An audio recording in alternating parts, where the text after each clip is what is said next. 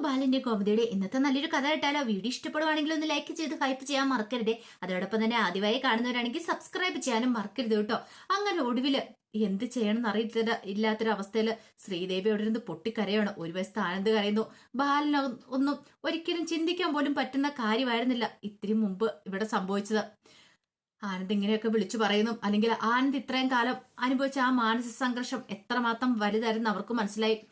അതേസമയം ഗോമതി മുറി പോയിരുന്ന് വല്ലാതെ സങ്കടപ്പെടുകയാണ്. ഗോമതിക്കാണെങ്കിൽ കരച്ചിലടക്കാൻ പറ്റുന്നുണ്ടായിരുന്നില്ല, തന്റെ മകൻ അനുഭവിച്ച വേദന. അപ്പോഴേക്കും മീനാക്ഷിയും മിത്രയും കൂടെ അങ്ങോട്ട് വന്നു. അവര് വന്നിട്ട് ഇടം വലോ ഇരുന്നു ഗോമതിയുടെ.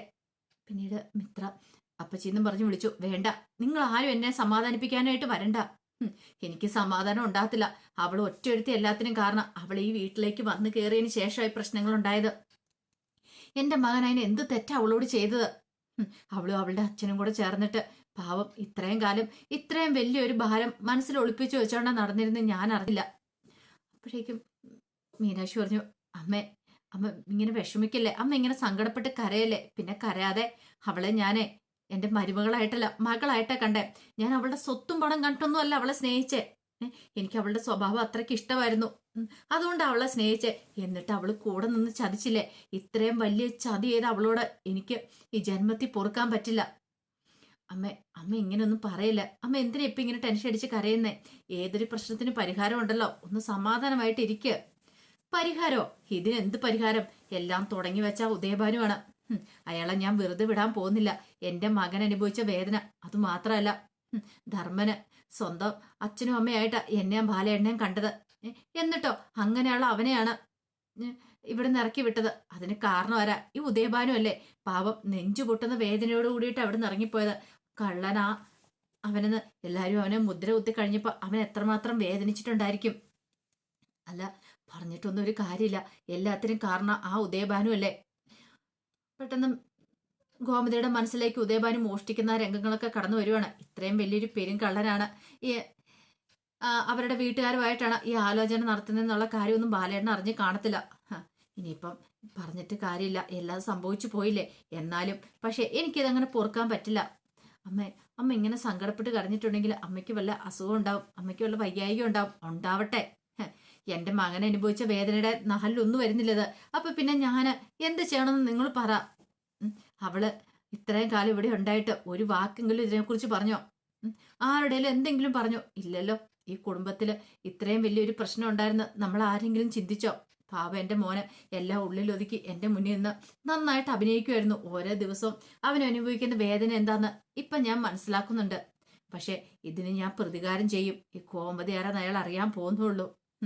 എന്റെ മോനോട് ഈ ചതി ചെയ്തിട്ടുണ്ടെങ്കിൽ എനിക്കത് പെട്ടെന്ന് സഹിക്കാനും ക്ഷമിക്കാനും പൊറുക്കാനും ഒന്നും പറ്റുന്ന കാര്യമല്ല. പിന്നീട് ഗോമതി ഹാളിലേക്ക് വന്നു. ആനന്ദാണെങ്കിൽ തലയ്ക്ക് കൈ കൊടുത്ത് അവിടെ കരഞ്ഞുകൊണ്ടിരിക്കുക. ബാലിന് ഒരു സൈഡിൽ ഇരിക്കുന്നുണ്ടായിരുന്നു. ഗോമതി ഇങ്ങ് വന്നിട്ട് ബാലിന്റെ കോളറിന് പിടിച്ചങ്ങോട്ട് എഴുന്നേപ്പിച്ചു. പറ ബാലേട്ട, എന്തിനാ ഈ ചതി എന്റെ മോനോട് ചെയ്തത്? നിങ്ങൾ എന്റെ മോന്റെ ജീവിതം തല്ലിക്കെടുത്തിയത്. നാഴികയ്ക്ക് 40 വട്ടം നിങ്ങൾ ഉദയഭാനുവിനെ കുറിച്ച് പറയായിരുന്നല്ലോ. ഉദയഭാനു സാറ് തേങ്ങയാണ് മാങ്ങയാണെന്നൊക്കെ പറഞ്ഞ് എന്തൊക്കെയാ പറഞ്ഞുകൊണ്ടിരുന്നത്. അത് മാത്രല്ല, അയാൾക്ക് അവിടെ ബിസിനസ് ഉണ്ട് ഇവിടെ ബിസിനസ് ഉണ്ടെന്നൊക്കെ പറഞ്ഞുകൊണ്ട് പുകഴ്ത്തി പറഞ്ഞുകൊണ്ടിരിക്കുവായിരുന്നല്ലോ. നിങ്ങൾ കടയിന്ന് എന്തെങ്കിലും ഒരു സാധനം എടുക്കാനായിട്ട് വേറെ പോയിട്ടുണ്ടെങ്കിൽ ഒരു 1000 വട്ടം ആലോചിക്കുമല്ലോ. സ്വന്തം മകന്റെ കാര്യത്തിൽ നിങ്ങൾ എന്തുകൊണ്ട് അത് ചെയ്തില്ല? അവന്റെ വിവാഹം ആലോചിക്കണ സമയത്ത് എന്തുകൊണ്ട് ആ കുടുംബത്തെ കുറിച്ച് നന്നായിട്ട് നിങ്ങൾ അന്വേഷിച്ചില്ല? ഒരു നിസാര കാര്യത്തിൽ പോലും നിങ്ങൾ 100 വട്ടം ആലോചിക്കുന്നവനാ. എന്നിട്ടാ നിങ്ങൾ ഇങ്ങനെ ഒരു തീരുമാനം എടുത്തേ. എന്റെ മകന്റെ ജീവിതം നിങ്ങൾ തല്ലിക്കെടുത്തി. നിങ്ങൾക്ക് എങ്ങനെ തോന്നി ബാലേട്ട അത്? അതും പറഞ്ഞോട്ട് കോളറിന് പിടിച്ചങ്ങോട്ട് എന്തൊക്കെ ചെയ്യുന്ന ഗോമതിക്ക് അറിയത്തില്ല. ഗോമതിക്ക് അത്രയ്ക്ക് ദേഷ്യമായിരുന്നു. ബാലന്റെ വായിക്കകത്ത് നാക്കില്ല. ബാലൻ മിണ്ടാൻ നിൽക്കുക. ഒന്നും മിണ്ടാൻ പറ്റാത്തൊരവസ്ഥയായിരുന്നു ബാലന്. അപ്പോഴേക്കും ഗോമതി പറഞ്ഞു, ഇത്രയ്ക്ക് വലിയൊരു കുരുക്കാന്ന് ഞാൻ പോലും അറിഞ്ഞിട്ടില്ല. എന്റെ മാൻ എത്രമാത്രം വിഷമിച്ചെന്നറിയാവോ? കണ്ടില്ലേ അവൻ ഇരിക്കുന്ന ഇരിപ്പ് കണ്ടോ? അവൻ നിങ്ങൾ ഒരു വട്ടമെങ്കിലും കുറ്റപ്പെടുത്തിയോ? നിങ്ങളെ തെറ്റു പറഞ്ഞോ? എന്തുകൊണ്ടാ? അവന് വിശ്വാസം ഉണ്ടായിരുന്നു നിങ്ങൾ ഒരിക്കലും അവനെ ചതിക്കില്ല എന്ന്. ആ ഒരു വിശ്വാസത്തിന് പുറത്ത് അവൻ നിങ്ങളോട് കൂടുതലായിട്ടൊന്നും ചോദിച്ചതുമില്ല. പെണ്ണിനെ കുറിച്ച് ഒന്നും ചോദിച്ചില്ല. കാരണം അച്ഛൻ അവനെ തെരഞ്ഞെടുക്കുന്ന അങ്ങനെ നല്ലൊരു ബന്ധമാണെന്ന് അവനും വിശ്വസിച്ചു. പക്ഷെ നിങ്ങളാണ് ചതിച്ചേ. നിങ്ങൾ അന്വേഷിക്കണമായിരുന്നു. നിങ്ങളൊന്നും അന്വേഷിച്ചില്ല. ഒന്നും അന്വേഷിക്കാതെ കോടീശ്വരനാന്ന് കേട്ട് കഴിഞ്ഞപ്പോഴത്തേനും അവരുടെ വീട്ടിൽ പോയി ആലോചന നടത്തി. പെട്ടെന്ന് തന്നെ വിവാഹം നടത്തി. നിങ്ങൾ കൊടും ചതിയല്ലേ ചെയ്തേ. നിങ്ങളാണ് എൻ്റെ മോൻ്റെ ജീവിതം തല്ലിക്കെടുത്തിയത്. അവൻ്റെ വിഷമം കണ്ട് എനിക്ക് സഹിക്കാൻ പറ്റുന്നില്ല. ഇത്രയും വലിയ വേദന ഉള്ളിൽ ഒതുക്കി അവൻ ഇത്രയും കാലം കഴിഞ്ഞ്. ബാലേട്ട, ബാലേട്ടൻ ഒരു വട്ടമെങ്കിലും ഒന്ന് പോയി ശരിക്കും ഒന്ന് അന്വേഷിക്കാൻ മേലായിരുന്നോ? ഇതൊന്നും അന്വേഷിക്കാതെ മക്കളുടെ ജീവിതം തല്ലിക്കളഞ്ഞില്ലേ? എന്നിട്ടിപ്പോഴോ? അതൊക്കെ കേട്ടപ്പോൾ ബാലിന് ഉത്തരം മുട്ടി. എന്തേലും പറയാൻ പറ്റുമോ? ഗോമതി പറഞ്ഞു, എനിക്കിത് സഹിക്കാനും ക്ഷമിക്കാനും പറ്റുന്ന കാര്യമല്ല. എൻ്റെ മകൻ്റെ ജീവിതമാണ് പോയിരിക്കുന്നത്. അവൻ എനിക്ക് അത്ര പ്രിയപ്പെട്ടവനാ. ഞാൻ 10 മാസം നൊന്ത് പ്രസവിച്ച എൻ്റെ മകന് ഇങ്ങനെ വേദനയോടെ ഇരിക്കുന്നത് കാണുമ്പോൾ എനിക്ക് സഹിക്കില്ല. അവന് ഇടയ്ക്കിടയ്ക്ക് മാറി മാറി നിന്ന് ഓരോ കാര്യങ്ങളൊക്കെ ചിന്തിക്കുമ്പോൾ ഞാൻ കരുതിയത് കുഞ്ഞു പോയതിൻ്റെ വിഷമത്തിലായിരിക്കുന്ന. പക്ഷെ ഇപ്പോഴല്ലേ മനസ്സിലാകുന്ന ഇതിന്റെ പിന്നിൽ ഇത്രമാത്രം ചതി ഉണ്ടായിരുന്നു. അതിന് കാരണക്കാരൻ ബാലേട്ടൻ തന്നെയാണ്. ബാലേട്ടന്റെ തെറ്റുകൊണ്ട് സംഭവിച്ച എങ്ങനെ? നിങ്ങൾ ഒരിക്കലും ഇങ്ങനെയൊന്നും ചെയ്യാൻ പാടില്ലായിരുന്നു. എൻ്റെ മോന്റെ ജീവിതം തല്ലിക്കെടുത്തിയെന്ന് പറഞ്ഞുകൊണ്ട് തലയെ തല്ലി കരയുവാണ് ഗോമതി. പിന്നീട് അപ്പോഴേക്കും ആനന്ദിന് സഹിച്ചില്ല. ആനന്ദ് പതുക്കെ ഗോമതിയുടെ അടുത്തേക്ക് എഴുന്നേറ്റ് വന്നു.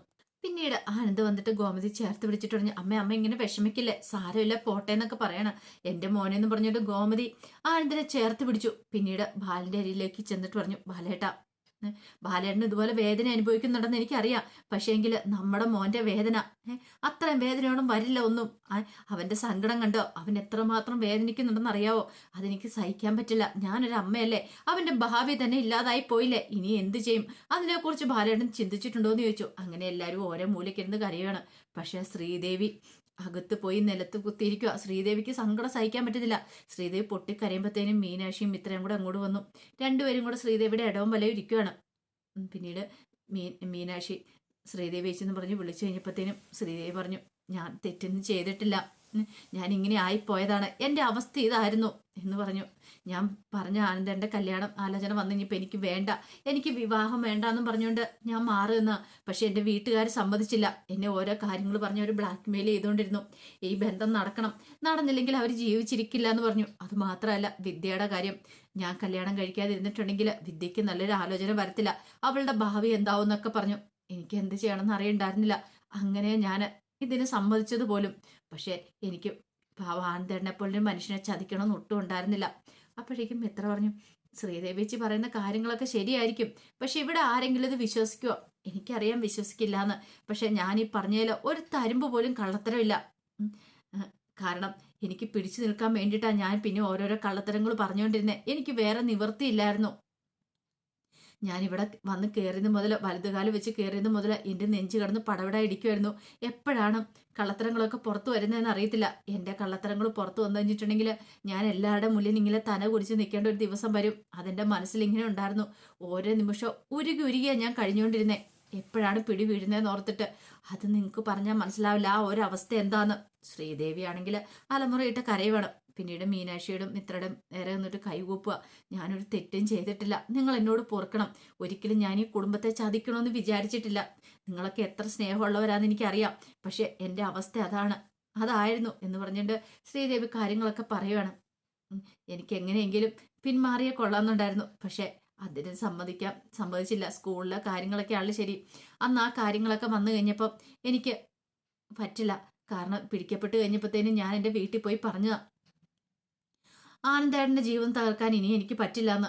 പക്ഷെ വീണ്ടും ഞാൻ നിർബന്ധിതയാകുമായിരുന്നു. അതുകൊണ്ടാണ് വീണ്ടും ഞാൻ കള്ളത്തരം പറഞ്ഞുകൊണ്ടിരുന്നത്. വീണ്ടും കള്ളത്തരം പറഞ്ഞ് ഞാൻ ഇവിടേക്ക് കയറി വന്നത്. പക്ഷെ നിങ്ങൾക്കറിയാലോ എൻ്റെ മാനസികാവസ്ഥ എന്താന്ന്. എനിക്ക് എന്ത് ചെയ്യണമെന്ന് പോലും അറിയണ്ടായിരുന്നില്ല. ഒരു പക്ഷേങ്കിൽ ആനന്ദേട്ടൻ്റെ ജീവിതം മനഃപൂർവ്വം ഞാൻ തകർത്തിട്ടില്ല. എൻ്റെ വീട്ടുകാർ അവർ ചെയ്ത ചതിയുടെ ബലവാ ഇപ്പം ഞാനും അനുഭവിച്ചുകൊണ്ടിരിക്കണം എന്നൊക്കെ പറഞ്ഞുകൊണ്ട് ശ്രീദേവി അവരുടെ മുന്നിൽ നിന്ന് പൊട്ടിക്കരയാണ്. അവർക്കും ഭയങ്കര വിഷമമായി. എന്ത് ചെയ്യണമെന്ന് അറിയത്തില്ല. ശ്രീദേവി തെറ്റ് ചെയ്തിട്ടില്ല. ദേവിയുടെ മനസ്സ് അവർക്കും മനസ്സിലായി. പക്ഷെ ഇവിടെ അത് പറഞ്ഞിട്ട് കാര്യമൊന്നുമില്ലല്ലോ. എല്ലാം തകർന്നു പോയില്ലേ. അപ്പം അതിൻ്റെ കഥകളൊക്കെയാണ് നമ്മളിന്ന് കാണുന്നത്. ഇതിൻ്റെ ബാക്കി വിശേഷങ്ങളുമായിട്ട് വൈകുന്നേരത്തെ പ്രമോയി വരാട്ടോ. ഒരിക്കൽ കൂടി എല്ലാവർക്കും ശുഭദിനം നേർന്നുകൊണ്ട് നിർത്തുന്നു.